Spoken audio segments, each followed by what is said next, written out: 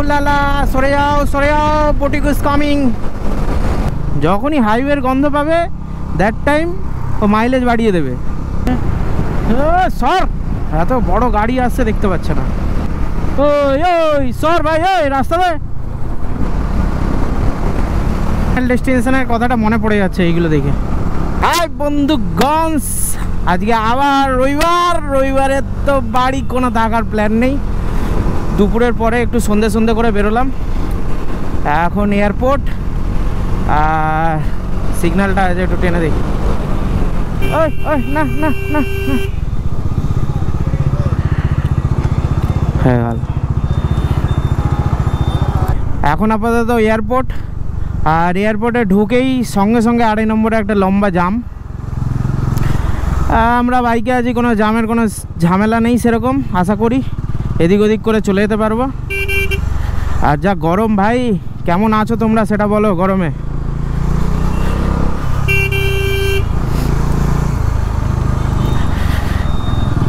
আর কোথায় যাবো এখনও কোনো ডিসাইড হয়নি, এমনি বাইক নিয়ে বেরিয়ে পড়লাম।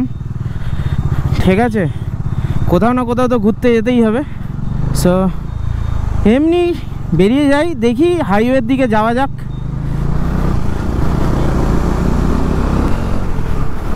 আর এই 3 নম্বরের রাস্তা থেকে আমরা বাঁদিকে নিয়ে নেব টুয়ার্ডস বেলঘরিয়া এক্সপ্রেস। আর বেলঘরিয়া এক্সপ্রেসে যখনই গাড়ির চাকাটা ঠিক এই কাটটা যখনই মারলো না, এবার মনে হয় যে না গাড়ি অনেক দূর যাবে। আর এই রাস্তাটাই এমন, তোমাদের আগেও বলেছি, এই রাস্তাটা ওঠার পরে যেন সে গায়ের জোর যেন বেড়ে যায়, কিভাবে গাড়ি জোরে চালাবো এরকম ব্যাপার।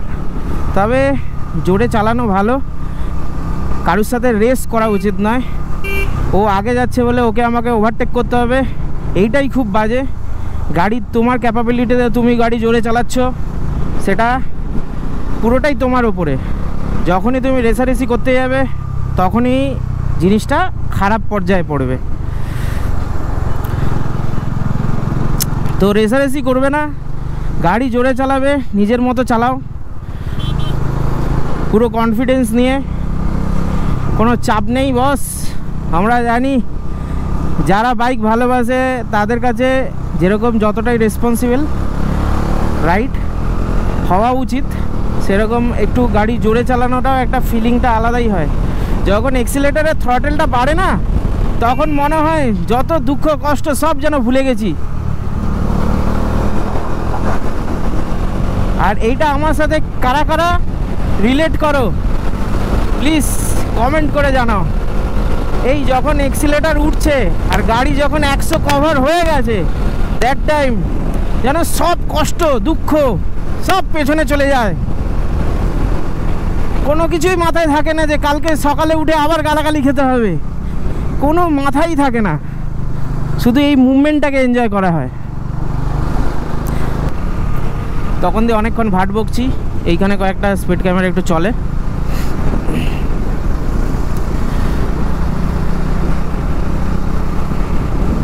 আর দেখি আকাশ তো পুরো একদম, না ওই পাশটা মেঘ নেই, এ পাশটা মেঘলা হয়ে আছে। চারদিক দেখে নিতে হবে। এখানে আমার মতো অনেক লোক আছে যারা গায়ের গতিবেগে আছে। সবসময় মনে রাখবে বাবারও বাবা থাকে। তো আমি যদি মনে করি যে আই অ্যাম দ্য বেস্ট সব থেকে গাড়ি চালাতে, আমারও বাবা আছে, ঠিক আছে।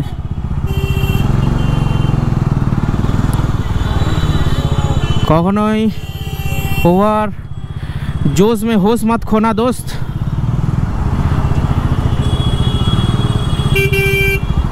अरे चलो भाई चलो, पा राखते हलेই আমার অসুবিধা গাড়িতে। এই দেখো এতক্ষণ জামজট কাটিয়ে এবার উঠে বললাম ওয়াই রাস্তায়। ওয়াই রাস্তা মিন্স এইটা হচ্ছে ওয়াইয়ের ডান্ডিটা, আর এই দেখো দুদিকে দুটো রাস্তা চলে যাচ্ছে, দ্যাট ইজ কল ওয়াই রাস্তা। ডান দিকের দিল্লি এই, আর বাঁ দিকে মুম্বাই। আর আজকের ইচ্ছা আছে কি ডান দিকের রাস্তায় যাই। কেমন কি রাস্তা, মুম্বাই রাস্তা 3-4 বার অনেকবার গেলাম, আর আজকে ডান দিকের রাস্তাটাই দেখি চয়েস করি কেমন লাগে। তবে আজকে ওল্ড দিল্লি রোড ধরবো না, ধরবো হচ্ছে নর্মাল দিল্লি রোড, যেটা শক্তিগড়ের দিকে যায়।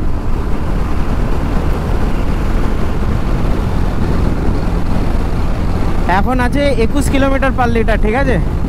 গাড়ি দেখো কিরকম আস্তে আস্তে কিলোমিটার বাড়তে থাকে, তেলের মাইলেজ। অলদো আমি ওই 5000 5500ই গাড়ি চালাবো, ওর থেকে বেশি নয়। হ্যাঁ, মাঝে মধ্যে একটু হয়তো বেড়ে যাবে। এরকম ধোঁয়ার সময় আমার যদি সব লাইটগুলো জ্বালিয়ে দিই না, কীরকম লাগবে বলে তো কাকা, কি লাগছে দেখবে, হ্যাঁ হেভি লাগবে। সো এতক্ষণ পরে ডানকুনি ক্রস করলাম, আর ডানকুনি ক্রস করে কলকাতা টু বর্ধমান শক্তিগড় যাওয়ার রাস্তা ঠিকঠাক আছে এখনও পর্যন্ত, কিন্তু ডাউনের রাস্তাটা আমি তোমাদেরকে বলবো পরে। আর লাইট ছাড়া এই রাস্তায় অসম্ভব ব্যাপার যাওয়া, মানে খুব প্রবলেমেটিক, ঠিক আছে। আমার 4-4টে লাইট জ্বলছে, তাতেও যেন কম দেখাচ্ছে, এটা অন্ধকার হয়ে গেল দেখলে। এই দেখো 5500 RPM-এ কখনো এটা 101-এও ছোটে, কখনো আবার এটা 110-এও ছোটে, ঠিক আছে।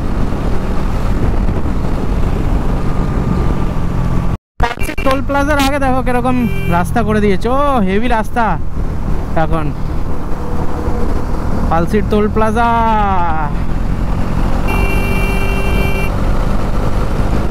এই ঢুকছে সব রাস্তায় লাইট ফাইট লাগিয়ে, রাস্তা দেখে যাবে পুরো একদম ঝাকাস।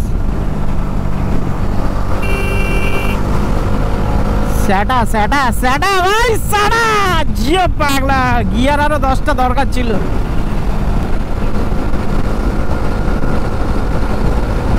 বটুক জিও, বটুক জিও, 500,000 का কুড়কুড়ে। এগুলোকে মানে বাম্পার যদি হতো না ভাই, সাউন্ড হয়ে যাবে পুরো। রাস্তা দেখো কি করে দিয়েছে এর রাস্তা।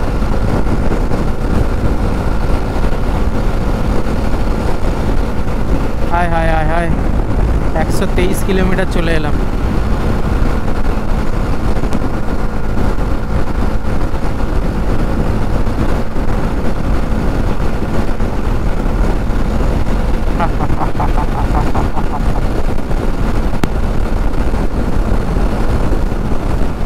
ল্যাংচা শহর শক্তিগড় আ গয়া হাম লোগ।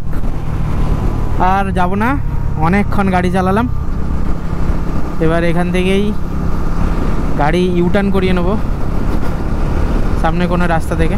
আর ইউটার্ন করে ওইখানে দাঁড়াবো, দাঁড়িয়ে কিছু জলযোগ করে নিয়ে তারপর চলে আসবো।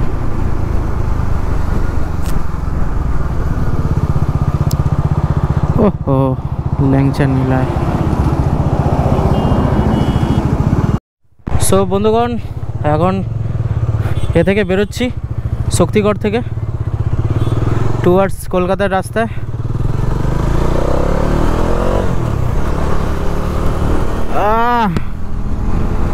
বন্ধু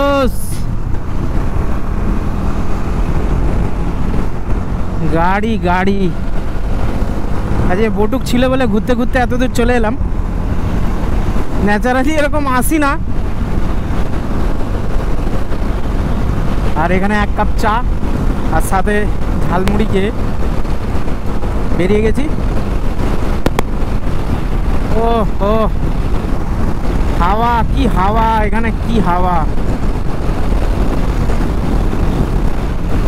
মারাত্মক লেভেলে হাওয়া।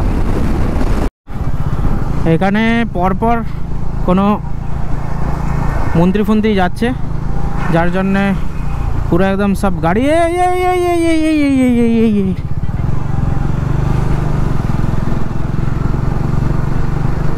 এইগুলো ঠিক না। এইসব জল ফলের জায়গা আমার পছন্দ হয় না একদম।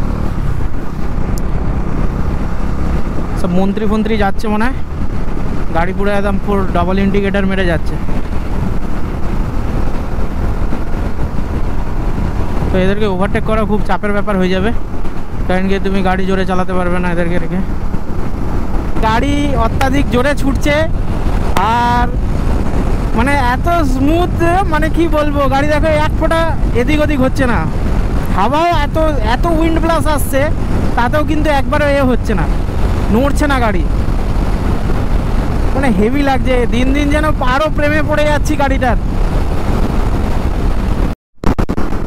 ওই ওই এই দেখো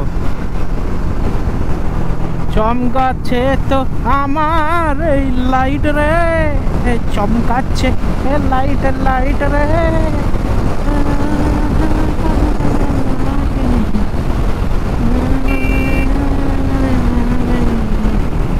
ওই ওরে বাবারে বাবারে বাবারে, বাম্পি রোড। চলে यार अपना चले, সর, এত বড় গাড়ি আসছে দেখতে পাচ্ছে না। উলালা উলালা, সরে যাও, Botic is coming।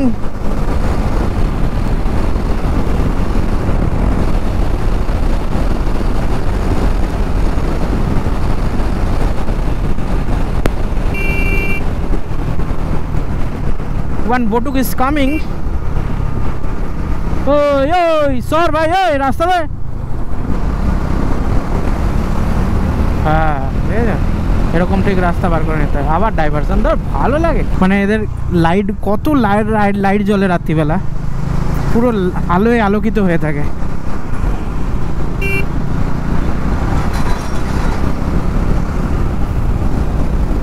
হেভি বড় কারখানা, এমএনসি কারখানা মনে হয়। সো ফাইনাল ডেস্টিনেশনের কথাটা মনে পড়ে যাচ্ছে এইগুলো দেখে। এসব পাশ দিয়ে সাবধানে যেতে হবে।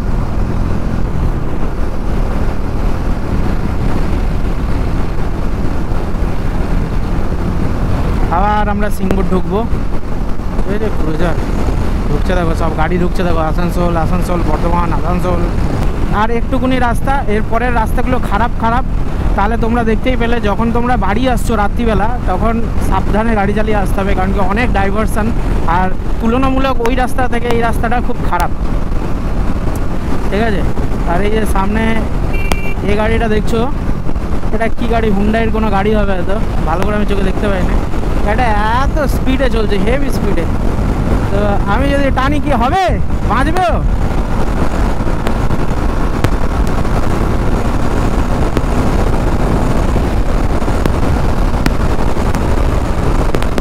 দেখা যাক।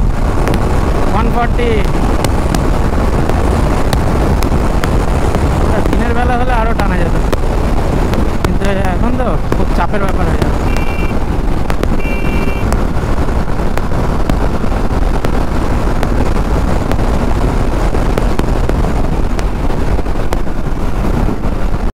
সব বন্ধু চলে এলাম তো ঘর। ওটা যেরকম ঢোকার সময়, মানে বেরোনোর সময় যেরকম 2.5 নম্বরের গেটটা কভার করলে যেরকম মনে হয় যে দূরে যাচ্ছি, সেরকমই যখন এই জায়গাটায় ঢুকে যাই, ঠিক আছে, তখনই মনে হয় যেন বাড়ি চলে এলাম। তো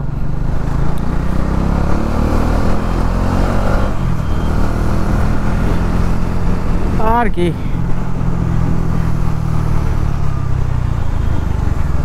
আর এই ব্রেকটা কিন্তু ঘষে লাগিয়েছি, পুরো একদম ঘষে, ওফ, প্রপার ব্রেক, পুরো একদম এ লাগছে। ও লাভলি ম্যান, লাভলি। সো বন্ধুগণ দেখো, এই যে জায়গাগুলো ভেঙে দিয়েছিল, আবার লোক কিছু কিছু অল্প অল্প করে জায়গা নিয়ে বসছে। এ দেখো, দেখেছো?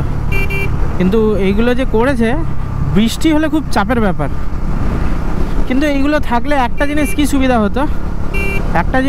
হতো, যে যখন এখান থেকে কোনো সময় লং ট্যুরে যাওয়া হয়, তখন অ্যাটলিস্ট 1 কাপ চা বা এখানে নুডল পয়েন্ট এইগুলো বানানো যেত, যে এই দোকানটা, চায়ের দোকানে দাঁড়া, আসছি আমরা। তো সেই জিনিসটা এখন এ হয়ে গেল, নষ্ট।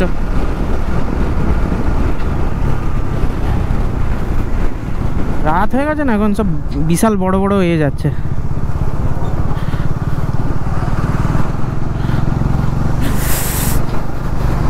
ওলে ওলে ওলে।